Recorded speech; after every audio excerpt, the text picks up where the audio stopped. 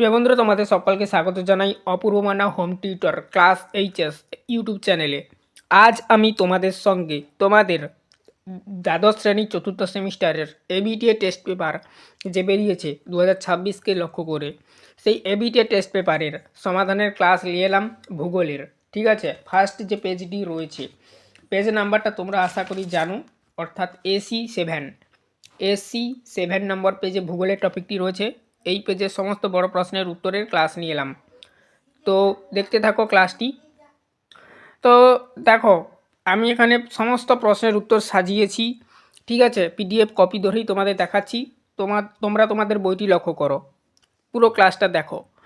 নদীর ক্ষয়কার্যের ফলে গঠিত ভূমিরূপ চিত্রসহ ব্যাখ্যা করো। প্রথম প্রশ্ন তোমাদের রয়েছে, এটা একটা 5 নম্বরের প্রশ্ন। দুটো প্রশ্ন আছে, একটা প্রশ্নের উত্তর লিখতে হবে। দেখো, বলা রয়েছে নদীর ক্ষয়কার্যের ফলে গঠিত ভূমিরূপ। এখানে এই যে প্রশ্নটা, এটা দুভাবে লেখা যায়। আমি প্রথমে একটা পদ্ধতি দেখাচ্ছি, সেখানে পয়েন্টগুলোতে বৈশিষ্ট্য নেই। লাস্টে অথবা দিয়ে আর একটা পদ্ধতি দেখাবো, সেখানে বৈশিষ্ট্য অ্যাড করা রয়েছে। তোমরা তোমাদের সুবিধা মতন লিখে নেবে। দেখে নাও প্রথমে ভূমিকাতে কী লিখবে। আচ্ছা, আমি লাইন বাই লাইন যদি পড়ে শোনাতে যাই কিন্তু অনেকক্ষণ হয়ে যাবে ভিডিওটা, তবু আমি চেষ্টা করছি তাড়াতাড়ি করে বলে দেওয়ার। নদী তার প্রবাহপথে শিলা ও মাটি ক্ষয় করে বিভিন্ন ধরনের ভূমিরূপ সৃষ্টি করে, এগুলিকে নদী ক্ষয়জাত ভূমিরূপ বলি। 1 নাম্বার লিখবে ভিয়াকৃতি উপত্যকা, ওটা ভূমিকার পর লিখবে, এটা পয়েন্ট করবে প্রথম পয়েন্ট। এখানে দেখো, এই পয়েন্টে শুধু সংখ্যাটা দেওয়া রয়েছে আর উদাহরণটা দেওয়া রয়েছে, বৈশিষ্ট্য দেওয়া নাই। দেখো, নদী উৎসের কাছে ঢাল বেশি থাকায় নদী তীব্রভাবে নিচের দিকে ক্ষয় করে, ফলে উপত্যকাটি ইংরেজি ভিয়ক্ষরের মতন হয়। উদাহরণ হিমালয় পার্বত্য অঞ্চলে দেখা যায় এটা। আচ্ছা, এই যে প্রশ্নটা আমি বললাম যে দুভাবে লেখা যায়, এটা এক প্রকার দেখাচ্ছি, আর এক প্রকার বৈশিষ্ট্য দিয়ে কীভাবে লিখবে দেখিয়ে দেবো। 2 নাম্বার গিরিখাত বা ক্যানিয়ন, যেখানে নদী খুব গভীরভাবে খাড়া পাহাড় কেটে যায়, সেখানে গিরিখাত তৈরি হয়। উপত্যকার দুপাশ প্রায় খাড়া থাকে, বোঝা গেল। উদাহরণ মার্কিন যুক্তরাষ্ট্রের গ্র্যান্ড ক্যানিয়ন। 3 নাম্বার জলপ্রপাত ওয়াটারফল, নদীর পথে কঠিন ও নরম শিলার স্তর থাকলে নরম শিলা বেশি ক্ষয়প্রাপ্ত হয়, ফলে উচ্চতা পার্থক্য তৈরি হয়ে যায়, জলপ্রপাত গঠিত হয়। উদাহরণ যোগ জলপ্রপাত কর্ণাটক। 4 নাম্বার প্লাঞ্চ পুল, জলপ্রপাতের নিচে পড়া জলের প্রবল আঘাতে গোলাকার গভীর গর্ত তৈরি হয়, একে প্লাঞ্চ পুল বলে। 5 নাম্বার পটহোল বা গর্ত, যেটা তোমরা জানো, নদীর তলদেশে ঘূর্ণায়মান পাথরের ঘর্ষণে গোলাকার গর্ত সৃষ্টি হয়, যাকে পটহোল বলা হয়। উপসংহার দেবে, অর্থাৎ লেখা শেষ করবে। এইভাবে নদী ক্ষয়কার্যের মাধ্যমে বিভিন্ন রূপ সৃষ্টি হয়, যা প্রধানত নদীর ঊর্ধ্বপ্রবাহ হয়ে বেশি দেখা যায় বা দেখতে পাওয়া যায়। এবার দেখো, অথবা দিয়ে দেখাচ্ছি, ওটা চাইলে এক প্রকার লিখতে পারো তোমরা। এবার দ্বারা আরও একটু ভালো করে লিখতে চাইছো, বৈশিষ্ট্য টৈশিষ্ট্য দিয়ে দেখো কী লিখবে। নদী ক্ষয়কার্যের ফলে গঠিত ভূমিরূপ, এখানে দেখো ব্যাকেটে বৈশিষ্ট্য বলে উল্লেখ করে দিয়েছি। নদী তার ঊর্ধ্ব ও মধ্যপ্রবাহ হয়ে প্রবল ক্ষয়কার্যের মাধ্যমে বিভিন্ন ভূমিরূপ সৃষ্টি করে। নিচে প্রধান ক্ষয়জাত ভূমিরূপগুলির বৈশিষ্ট্য আলোচনা করা হলো। ভিয়াকৃতির উপত্যকা, ভি শেপড ভ্যালি। সংজ্ঞা: নদীর ঊর্ধ্বপ্রবাহ হয়ে তীব্র উলম্ব ক্ষয়ের ফলে যে সংকীর্ণ ও গভীর উপত্যকা তৈরি হয় তাকে ভি আকৃতির উপত্যকা বলে। বৈশিষ্ট্য: উপত্যকা আকৃতি ইংরেজি ভি অক্ষরের মতন, নদীর ঢাল বেশি থাকে, পার্শ্ব ক্ষয় তুলনায় উলম্ব ক্ষয় বেশি। এগুলো 1, 2, 3 করে তোমরা লিখতে পারো, বা ABCD করে লিখতে পারো, বা ক খ গ ঘ করে লিখতে পারো। পার্বত্য অঞ্চলে বেশি দেখা যায়। 2 নাম্বার গিরিখাত বা ক্যানিয়ন। সংজ্ঞা: নদীর দীর্ঘদিনের গভীর ক্ষয়ের ফলে খাড়া দেওয়াল বিশিষ্ট সংকীর্ণ উপত্যকাকে গিরিখাত বলে বা ক্যানিয়ন বলে। দেখো, বৈশিষ্ট্য কী লিখবে। দুপাশে প্রায় সম্পূর্ণ খাড়া, গভীরতা বেশি, প্রস্থ কম। শুষ্ক বা মালভূমি অঞ্চলে ক্যানিয়ন বেশি দেখা যায়, নদী ক্ষয় ক্ষমতা চরম নিদর্শন। 3 নম্বর জলপ্রপাত বা ওয়াটারফল। সংজ্ঞা: নদী প্রবাহপথে হঠাৎ উচ্চতা পরিবর্তনের ফলে জল উপরে থেকে নিচে পড়লে তাকে জলপ্রপাত বলে। বৈশিষ্ট্য: কঠিন ও নরম শিলাস্তরের পার্থক্য সৃষ্টি হয়, নদী ঊর্ধ্বপ্রবাহ বেশি দেখা যায়, জলপ্রপাতের নিচে ক্ষয় বেশি হয়। পর্যটন আকর্ষণ হিসাবে গুরুত্বপূর্ণ। পর্যটন আকর্ষণ মানে এই পয়েন্টটা যে দিয়েছি, এটা আছে যে একটা ট্যুরিস্ট স্পট হিসাবে বেশি গুরুত্বপূর্ণতা পায় আর কি, এটা এই জন্য এখানে বৈশিষ্ট্যের পয়েন্টে ঢুকিয়ে দিয়েছি। পাঞ্চ পুল। সংজ্ঞা দেবে: জলপ্রপাতের নিচে প্রবল জলের আঘাতে সৃষ্ট গভীর গোলাকার গর্তকে প্লাঞ্চ পুল বলে। বৈশিষ্ট্য: জলপ্রপাতের ঠিক নিচে সৃষ্টি হয়, মানে জলপ্রপাতের ঠিক নিচে এটা অবস্থান করে আর কি। আকৃতিতে গোল বা আধা গোল, ঘূর্ণায়মান জলের ক্ষয়ে তৈরি, গভীরতা ধীরে ধীরে বৃদ্ধি পায়। আচ্ছা, তোমরা জানো আমাদের মেন চ্যানেল রয়েছে অপূর্ব মান্না হোম টিউটর, তোমরা এতদিন ওখানে পড়াশোনা করেছিলে, তারপর এখানে এইচএসের ক্লাস আপলোড হয়। তোমরা যারা আগামী দিনে কলেজে উঠবে বা বিভিন্ন রকমের কেরিয়ার কিভাবে করবে না করবে তার উপর আমাদের আলাদা চ্যানেল রয়েছে, ওগুলোর লিঙ্ক ভিডিও ডিসক্রিপশানে দেওয়া রয়েছে, অবশ্যই চেক আউট করবে। কেরিয়ার যে রিলেটেড ভিডিওগুলো এইচএসের পর বা কম্পিউটার কিভাবে শিখবে তার উপর। তো আমাদের জবের একটা চাকরির চ্যানেল আছে আর কি, জবের চ্যানেল, সেই চ্যানেলে তোমরা ভিজিট হবে, ওখানে পেয়ে যাবে গাইডেন্স। এছাড়া মানে কোন কোর্স করলে কি হবে না হবে ওখানে বলা রয়েছে। এছাড়া কলেজে যারা পড়বে কলেজের উপর আমরা আলাদা একটা চ্যানেল আছে আমাদের, ওখানে ওটারও লিঙ্ক দেওয়া রয়েছে, দুটো চ্যানেলের, অবশ্যই ওগুলোকে সাবস্ক্রাইব করে নেবে। চলো দেখো, পটহোল সংজ্ঞা: নদীর তলদেশে পাথর নুড়ির ঘূর্ণায়নের ফলে সৃষ্ট ছোট গোলাকার গর্তকে পটহোল বলে। বৈশিষ্ট্য: নদীর তলদেশে দেখা যায় আকৃতিতে প্রায় বৃত্তাকার, বন্যার সময় বেশি তৈরি হয়, ঊর্ধ্বপ্রবাহ বেশি লক্ষ্য করা যায়। উপসংহার: নদী ক্ষয়কার্যের ফলে সৃষ্ট এই ভূমিরূপগুলি নদী শক্তি ও গতিশক্তি দ্বারা স্পষ্ট প্রমাণ বহন করে এবং প্রধানত নদীর ঊর্ধ্বপ্রবাহে লক্ষ্য করা যায়। এবারে দেখো আমরা 2 নম্বর প্রশ্নে যাব। বিশ্বের বিভিন্ন অংশে জলবায়ুর উপর সমুদ্র স্রোতের প্রভাবগুলি আলোচনা করো। এটাও 5 নম্বরের একটা প্রশ্ন, ঠিক আছে। দ্বিতীয় নম্বর প্রশ্নটা যেটা, দেখো আমি তাড়াহুড়ো রিডিং আকারে পড়ে শুনিয়ে দিচ্ছি যাতে সবাই বুঝতে পেরে যাও, কিন্তু এখানে বোঝানোর অনেক জিনিস রয়েছে, বোঝাতে গেলে কিন্তু 2-3 ঘন্টা ক্লাস হয়ে যাবে, সেক্ষেত্রে তোমরা অধৈর্য হয়ে পড়বে। ভূমিকা কি দেবে? সমুদ্র স্রোত পৃথিবীর তাপমাত্রা ভারসাম্য বজায় রাখতে এবং বিভিন্ন অঞ্চলে জলবায়ু নিয়ন্ত্রণে অত্যন্ত গুরুত্বপূর্ণ ভূমিকা পালন করে। এর প্রভাবগুলিকে প্রধানত 5টি পয়েন্টে আলোচনা করা হলো বা 5টি ভাগে আলোচনা করা হলো, এরকম তোমরা লিখবে। তোমরা তোমাদের সুবিধা মতন ভাষা অ্যাড করবে। আমি আমার সুবিধা মতন তোমাদেরকে বোঝানোর জন্য দিয়েছি বা নোটসটা এটা তোমাদের জন্য তৈরি করে দিচ্ছি। 1 নম্বর, উপকূলীয় অঞ্চলের উষ্ণতা নিয়ন্ত্রণ। সমুদ্র স্রোত উপকূলবর্তী এলাকায় বায়ুর উষ্ণতা সরাসরি প্রভাবিত করে। আচ্ছা, পরবর্তী পয়েন্ট দেখো, উষ্ণ স্রোত। এই যে স্টার মার্কিং যে পয়েন্টগুলো যতগুলো দেখবে সবই মেন পয়েন্টের, এগুলো সাব পয়েন্ট, বোঝা গেল? দেখো, উষ্ণ স্রোত: কোনো শীতল অঞ্চলের পাশ দিয়ে উষ্ণ স্রোত প্রবাহিত হলে সেখানকার তাপমাত্রা বৃদ্ধি পায়। উদাহরণস্বরূপ উত্তর আটলান্টিক স্রোতের প্রভাবে শীতকালেও উত্তর পশ্চিম ইউরোপের বন্দরগুলিতে বরফ পড়ে না, এই জন্য বরফামুক্ত থাকে বলে লেখা রয়েছে, ঠিক আছে। মানে কি বলতো, যে তুমি কোনো একটা ঠান্ডা জিনিসের কাছে গরম জিনিস নিয়ে যাও, ওই ঠান্ডা জিনিসটা কিন্তু গরমটাকে শোষণ করবে বা করার চেষ্টা করবে, বা গরমটা ঠান্ডার দিকে ধাবিত হওয়ার চেষ্টা করবে। তা এটার একটা ছোট্ট একটা উদাহরণ দিলাম। তেমনিভাবে এখানে উষ্ণ স্রোত শীতল স্রোতের সংস্পর্শে এসে শীতল স্রোতটাকে উষ্ণ করে তোলে, ঠিক আছে। এই জন্য বরফ পড়ে না ইউরোপের বন্দরগুলিতে, কিন্তু সেখানকার আবহাওয়াটা কিন্তু বরফ পড়া উপযুক্ত, কিন্তু তাও পড়ে না, এর কারণেই পড়ে না। তারপর দেখো আরও একটা সাবপয়েন্ট দেওয়া হচ্ছে, শীতল স্রোত। কোনো উষ্ণ অঞ্চলের পাশ দিয়ে যখন শীতল স্রোত প্রবাহিত হবে সেখানকার তাপমাত্রা কিন্তু স্বাভাবিকের থেকে আবার কমে যাবে, উল্টোটা কাজ করবে, গরম আর থাকবে না। গরমের কাজ দিয়ে যখন ঠান্ডা যাবে তখন কিন্তু গরমটা কমে যাবে, আবার গরম যখন ঠান্ডার কাজ দিয়ে যাবে ঠান্ডা কমে যাবে, গরম হয়ে যাবে, ওটা এরকমই আর কি। তো দেখো বিপরীতধর্মী অবস্থা কাজ করে। তো দেখো, যেমন ল্যাব্রাডোর স্রোতের প্রভাবে উত্তর আমেরিকার পূর্ব উপকূল বেশ শীত থাকে, ঠিক আছে।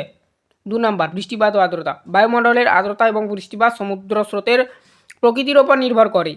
এবারে দেখো, এই 2 নম্বর পয়েন্টের অন্তর্গত আবার আমি সাবপয়েন্ট দিয়েছি বৃষ্টিপাত। উষ্ণ স্রোতের ওপর দিয়ে প্রবাহিত বায়ু প্রচুর জলবাষ্প সংগ্রহ করে, ফলে উপকূলীয় অঞ্চলে প্রচুর বৃষ্টিপাত হয়, যেমন কি জাপান ও ব্রিটিশ দ্বীপপুঞ্জ। এবার দেখো শুষ্কতা। শীতল স্রোতের ওপর দিয়ে প্রবাহিত বায়ু শুষ্ক থাকে, ফলে সংলগ্ন উপকূল অঞ্চল বৃষ্টিপাত প্রায় হয় না বললেই চলে। এই কারণেই বিশ্বের অধিকাংশ বড় মরুভূমিগুলি মহাদেশের পশ্চিম প্রান্তে শীতল স্রোতের প্রভাব বাধাহীন অঞ্চলে অবস্থিত, যেমন বেঙ্গুয়েলা স্রোতের প্রভাবে কালাহারি মরুভূমি অবস্থান করছে। 3 নম্বর পয়েন্ট দেবে, কুয়াশা ও ঝড়ো আবহাওয়া। যেখানকার উষ্ণ ও শীতল স্রোত মিলিত হয় সেখানে প্রবল কুয়াশা ও দুর্যোগপূর্ণ আবহাওয়া সৃষ্টি হয়। এর আবার সাবপয়েন্ট কী দেবে, উষ্ণ ও শীতল বায়ুর মিলনে ঘনীভবন ঘটে, ঘন কুয়াশা তৈরি হয়। আবার একটা দেবে যে এটা একটা ছোটো ছোটো পয়েন্ট, নির্দিষ্ট কোনো এক্সট্রা ছোট্ট পয়েন্ট দিয়ে তার ব্যাখ্যা দেওয়া নেই, জাস্ট এটা গোটাটাই একটা পয়েন্ট, ঠিক আছে। দেখো আরেকটা সাব পয়েন্ট দেবে যে নিউ ফাউন্ডল্যান্ড উপকূলের কাছে উষ্ণ উপসাগরীয় স্রোত এবং শীতল ল্যাব্রাডোর স্রোতের মিলনে সারা বছর কুয়াশাচ্ছন্ন ও ঝড়ো আবহাওয়া দেখা যায়। 4 নম্বর দেবে বায়ুপ্রবাহের দিক পরিবর্তন। সমুদ্র স্রোত অনেক সময় স্থানীয় বায়ুপ্রবাহের দিক ও গতিকে প্রভাবিত করে। সমুদ্র স্রোতের উষ্ণতার পার্থক্যের কারণে বায়ুচাপের পরিবর্তন ঘটে, যা পরোক্ষভাবে মৌসুমি বায়ুর মতন সাময়িক বায়ুকে প্রভাবিত করতে পারে, যেমন এল নিনো ও না নিনার প্রভাব। 5 নম্বর তুষারপাত নিয়ন্ত্রণ। শীতল স্রোত মেরু অঞ্চলের দিকে হিমশৈল বরফ বয়ে নিয়ে আসে, যা সংশ্লিষ্ট উপকূলের তাপমাত্রা হিমাঙ্কের নিচে নামিয়ে দেয় এবং তুষারপাত ঘটায়। অন্যদিকে উষ্ণ স্রোত তুষারপাতের প্রতিরোধ করে আবহাওয়াকে মনোরম রাখতে সাহায্য করে, এটাই লিখবে। সবশেষে তোমরা উপসংহার দেবে।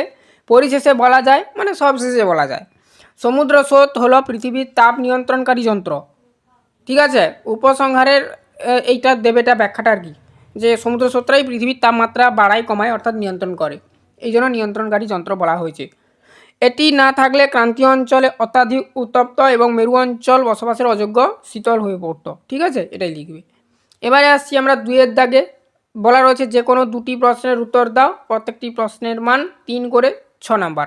1-এর দাগের প্রশ্ন, ভূত্বকীয় পাতগুলি সঞ্চালন কীভাবে ঘটে তা ব্যাখ্যা করো। ভূত্বক কি ফার্স্ট আমাদেরকে জানতে হবে। পৃথিবীর উপরিভাগে কঠিন ও পাতলা শিলাস্তরকে ভূত্বক বা যেটাকে ইংলিশে কাস্ট বলা হয়, লিখবে।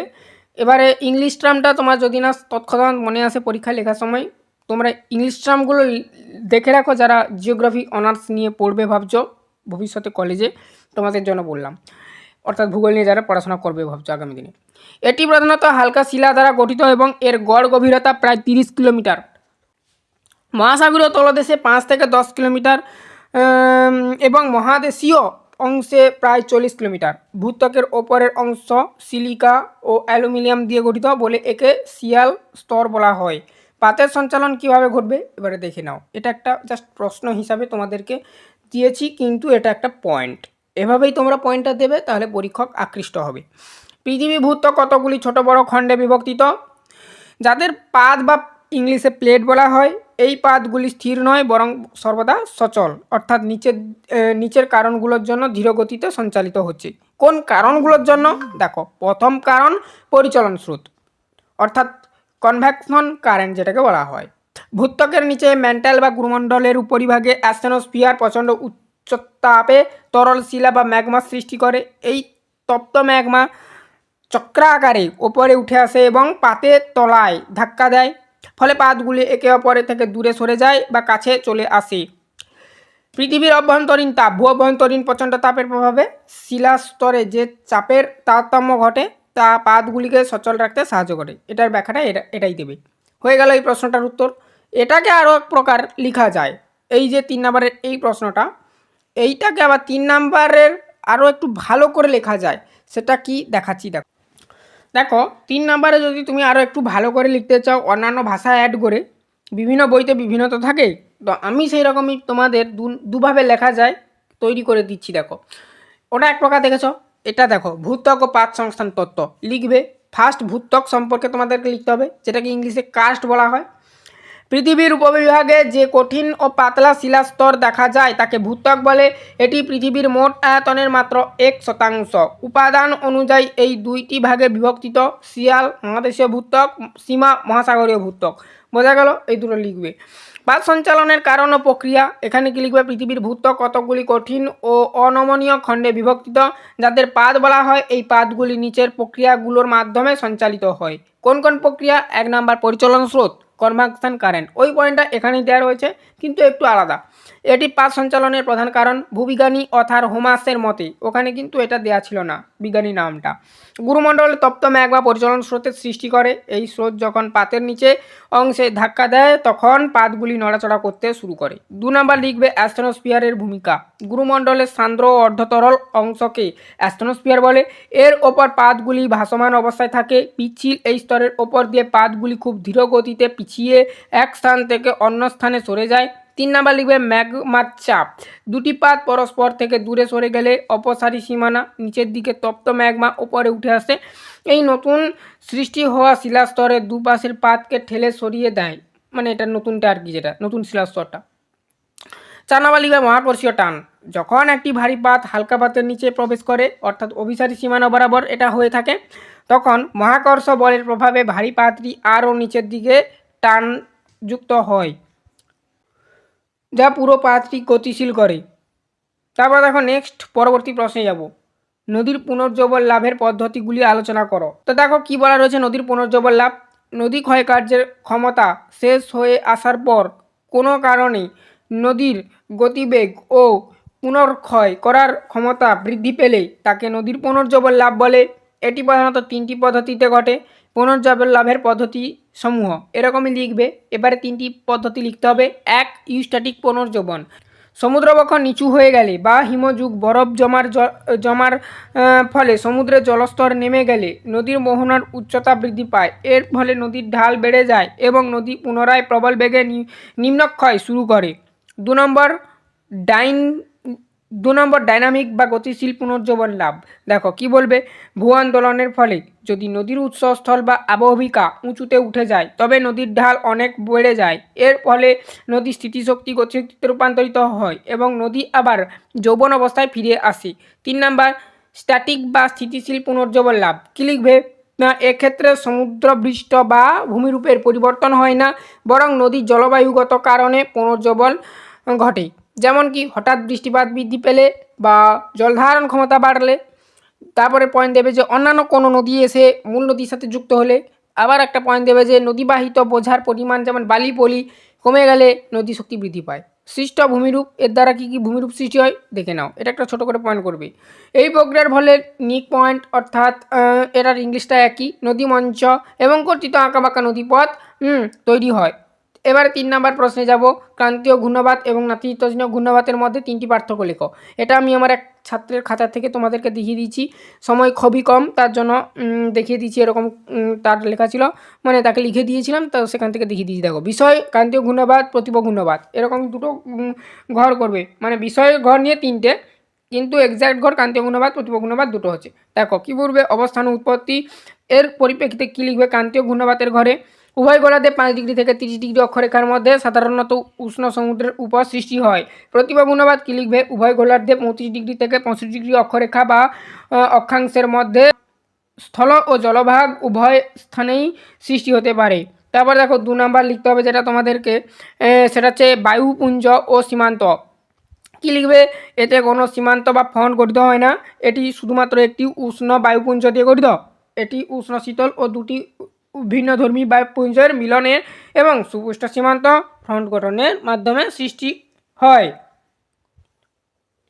বিষয় ঘরে লিখবে 3 নম্বর পয়েন্ট, আকার ও শক্তিমাত্রা। ক্রান্তীয় ঘূর্ণবাতের ক্ষেত্রে লিখবে এর ব্যাস সাধারণত 100 থেকে 500 কিমি হয়, যা আকারে ছোট হলে ও অত্যন্ত বিধ্বংসী ও তীব্র গতি সম্পন্ন হয়।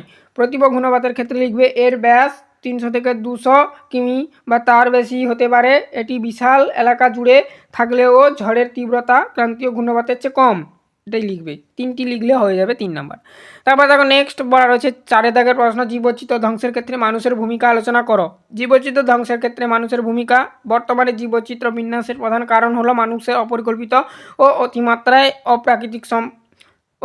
প্রাকৃতিক সম্পদের ব্যবহার। নিচে প্রধান ভূমিকাগুলি আলোচনা করা হলো, এটা ভূমিকাতে লিখবে। দেখো প্রথম পয়েন্ট লিখবে আবাসস্থল ধ্বংস ও অরণ্য বিনাশ। ক্রমবর্ধমান জনসংখ্যা এবং বাসভূমি তৈরির জন্য মানুষ ব্যাপক হারে বনভূমি কাটছে। এর ফলে বন্যপ্রাণীরা তাদের স্বাভাবিক বাসস্থান হারাচ্ছে এবং বহু প্রজাতি বিলুপ্ত হয়ে যাচ্ছে। অতিরিক্ত সম্পদের আহরণ ও শিকার। মানুষ তার বিলাসিতা এবং খাদ্যের জন্য বন্য প্রাণী ও উদ্ভিদকে অতিমাত্রায় ব্যবহার করছে। বেআইনি শিকার, চোরাচালান এবং মাছ ধরার ফলে বাস্তুতন্ত্রের ভারসাম্য নষ্ট হচ্ছে। পরিবেশ দূষণ। কলকারখানা বর্জ্য, প্লাস্টিক এবং কৃষিতে ব্যবহৃত অতিরিক্ত কীটনাশক ও রাসায়নিক সার সরাসরি পরিবেশকে বিষাক্ত করছে। এর ফলে মাটি, জল ও বায়ু গুণমান নষ্ট হয়ে অসংখ্য ক্ষুদ্র ও বৃহৎ জীবের মৃত্যু ঘটছে।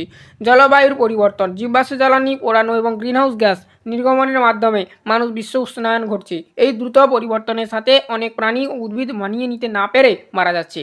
এগুলো পয়েন্টগুলো ব্যাখ্যা দেবে তোমরা। দেখো এগুলো বোঝানোর আছে, কিন্তু আমি বোঝাতে গেলে কিন্তু কাজ অনেক বড় হয়ে যাবে, তার জন্য পুরোটা আমি রিডিং আকারে পড়ে শুনে দিচ্ছি। বহিরাগত প্রজাতির অনুপ্রবেশ।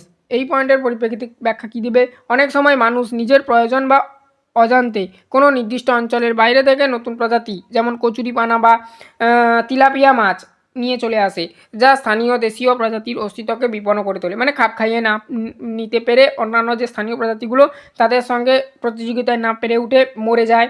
যেমন মাছের ক্ষেত্রে কি, তেলাপিয়া মাছ অন্যান্য যে দেশীয় মাছগুলো রয়েছে সেগুলোকে ভক্ষণ করে নেয়, এরকমই আর কি, বাচ্চার তাগিতে তেলাপিয়া মাছ এরকম করে, তো সেক্ষেত্রে ইকোসিস্টেমটা নষ্ট হয়ে যাচ্ছে। 3 নাম্বার দেখো বলা রয়েছে যে দুটি প্রশ্নের উত্তর দাও 3-এর দাগে আর কি। দেখো 3-এর 1-এর প্রশ্ন বলা রয়েছে, দেখো মধ্য সামুদ্রিক শৈলশিরা কাকে বলে। সমুদ্রের তলদেশে অবস্থিত দীর্ঘ পর্বতশ্রেণীকে মধ্য সামুদ্রিক শৈলশিরা বলা হয়।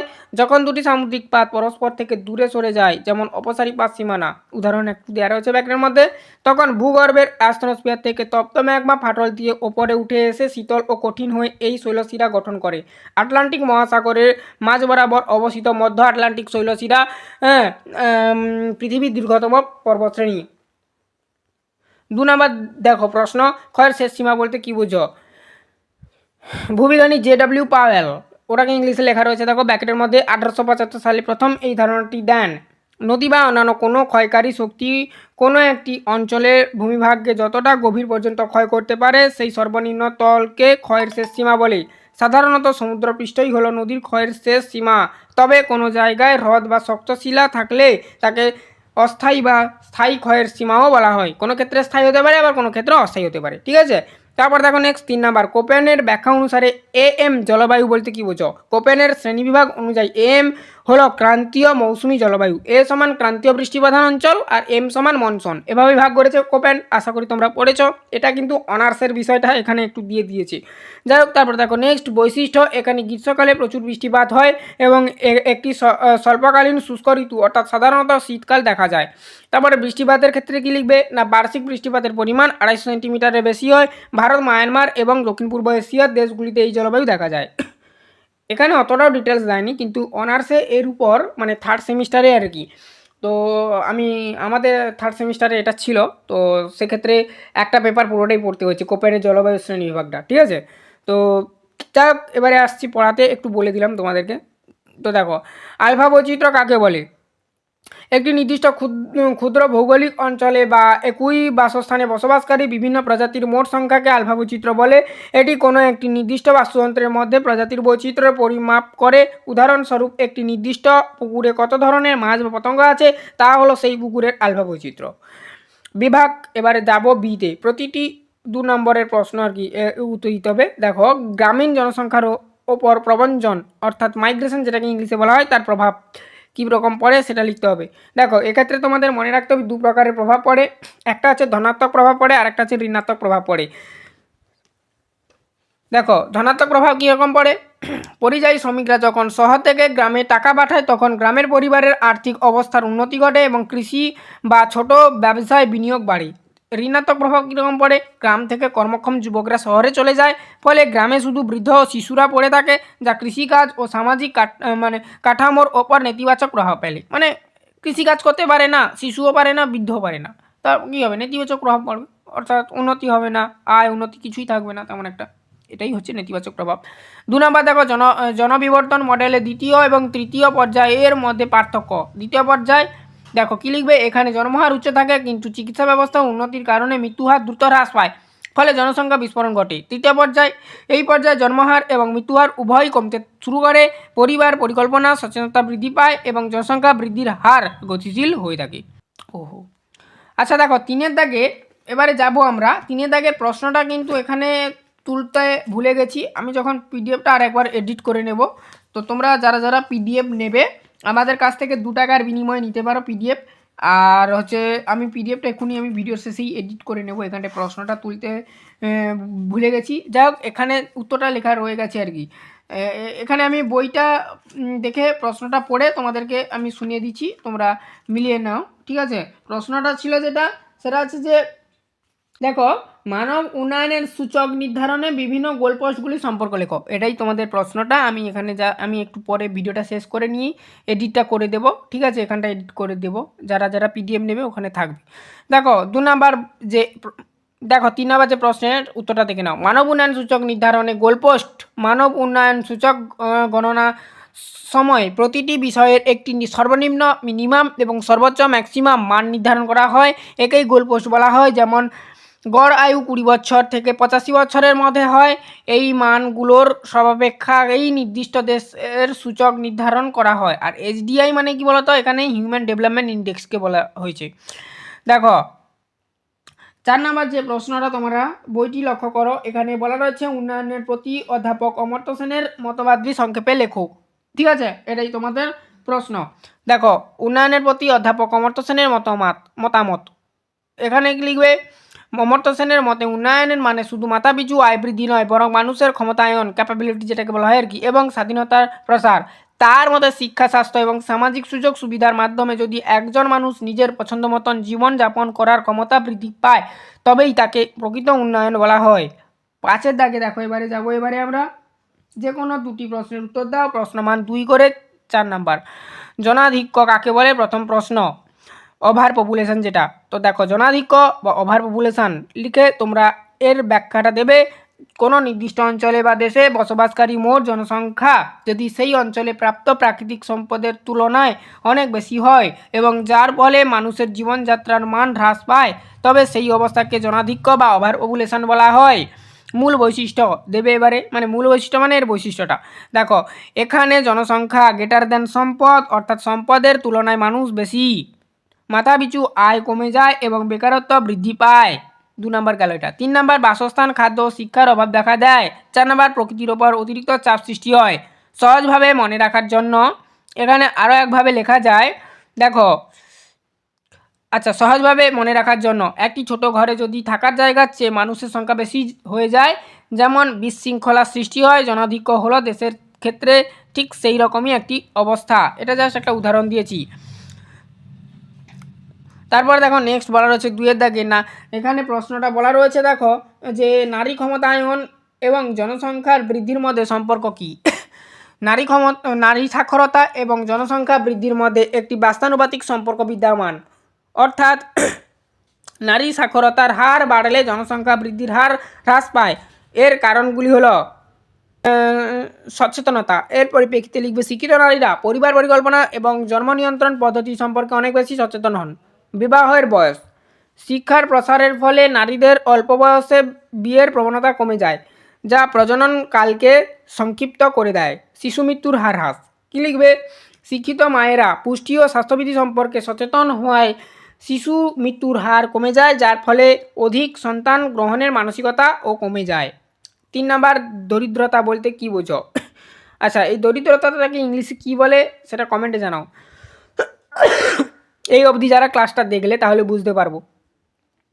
দারিদ্রতা হলো এমন একটি অর্থসামাজিক মানে অব্যবস্থা যেখানে একজন ব্যক্তি তার জীবন ধারণের জন্য প্রয়োজনীয় মৌলিক চাহিদাগুলি যেমন খাদ্য, বস্ত্র, বাসস্থান, শিক্ষা ও স্বাস্থ্য পরিষেবা মেটাতে অক্ষম হয়।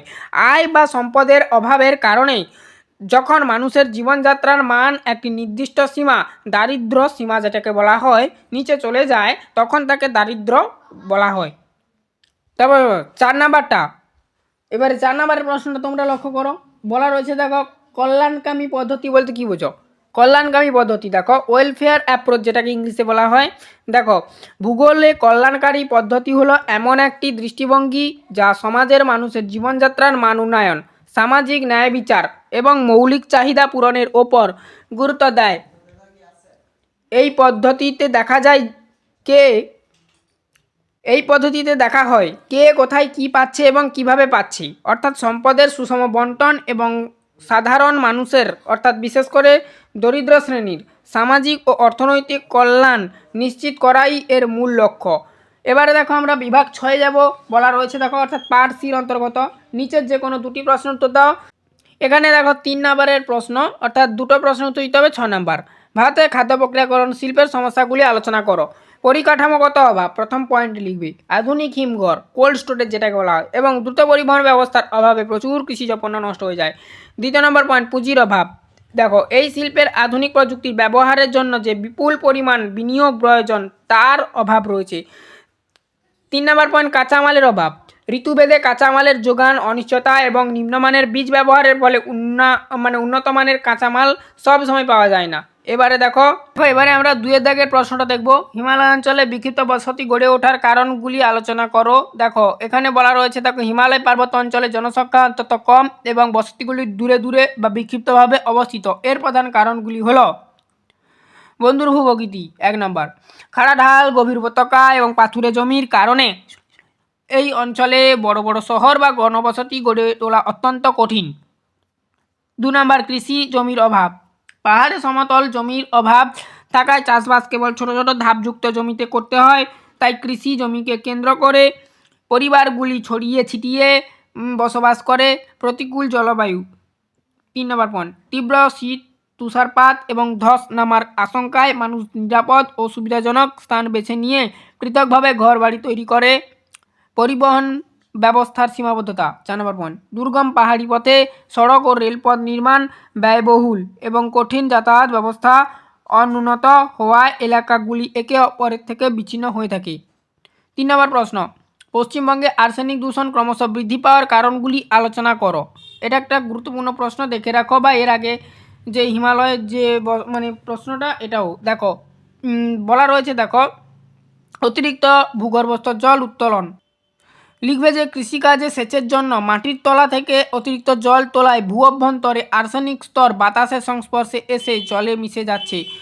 দেখো 2 নম্বর পয়েন্ট, ভৌগোলিক গঠন।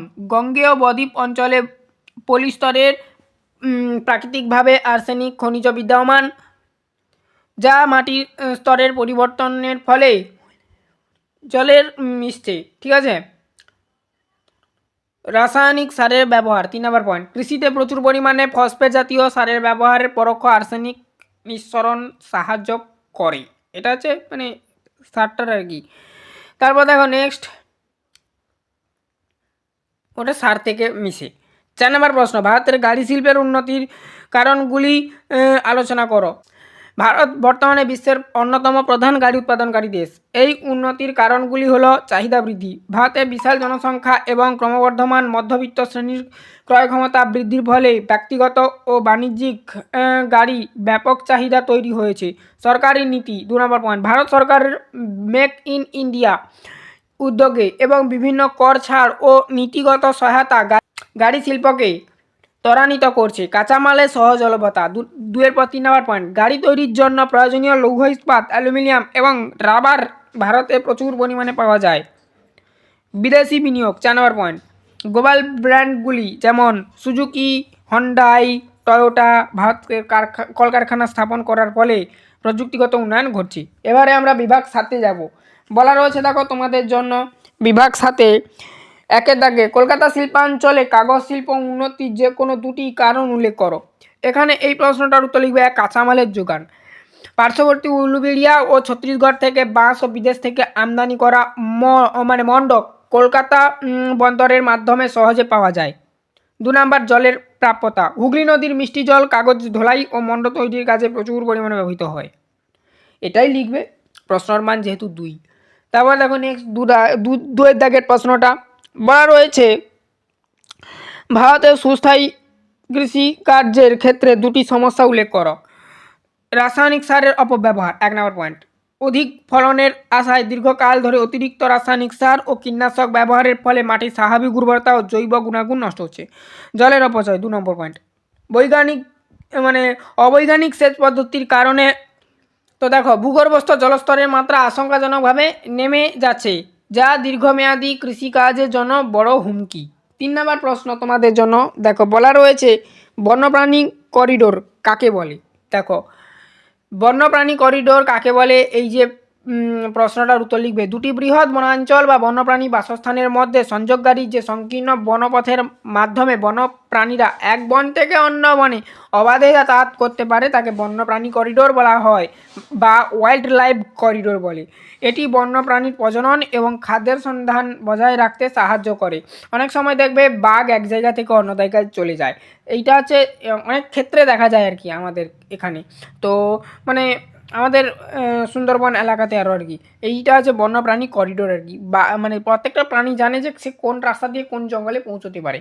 তারপর দেখো 4 নম্বর প্রশ্ন, পশ্চিমবঙ্গের জঙ্গলমহল অঞ্চলের ভূমি অবক্ষয়ের দুটি কারণ তো উল্লেখ করতে বলেছে। এখানে বলবে যে 1 নম্বর, ভূমি নিধন। অবৈজ্ঞানিক পদ্ধতিতে গাছ কাটা ও জ্বালানির জন্য কাঠ সংগ্রহের ফলে মাটির উপরিভাগ আলগা হয়ে ক্ষয় হয়ে যাওয়া। 2 নম্বর, ল্যাটেরাইট মৃত্তিকা ও ঢাল। এই অঞ্চলে মাটি প্রকৃতিগতভাবে অনুর্বর এবং ক্ষয় অর্থাৎ গুলি ইরোশন প্রবণ। বৃষ্টির জলে মাটির ওপরের স্তর ধুয়ে গিয়ে ভূমি অবক্ষয় ঘটে। তো এই ছিল এই পেজের সমস্ত প্রশ্ন ও তার উত্তরের সমাধান। চ্যানেলে নতুন থাকলে সাবস্ক্রাইব করো। তোমরা এই ভিডিওর ডেসক্রিপশানটি দেখো, এখানে তোমাদের ভূগোলের প্লেলিস্ট পেয়ে যাবে, এবিটে টেস্ট পেপারের সমস্ত প্রশ্ন এবং তার সমাধানের। আর হোয়াটসঅ্যাপ চ্যানেল তার লিঙ্ক দেওয়া রয়েছে, অবশ্যই হোয়াটসঅ্যাপ চ্যানেলটাকে ফলো করে নিও। আর ফেসবুক পেজের লিঙ্ক দেওয়া রয়েছে, ফেসবুক পেজটাকে ফলো করে নিও। হোয়াটসঅ্যাপ নাম্বার দেওয়া রয়েছে, হোয়াটসঅ্যাপ নাম্বারে কন্ট্যাক্ট করলে তোমরা পিডিএফটা 2 টাকার বিনিময়ে নিতে পারবে। তো আজকের অবধি সবাই ভালো থেকো, দেখা হবে নেক্সট ভিডিওতে।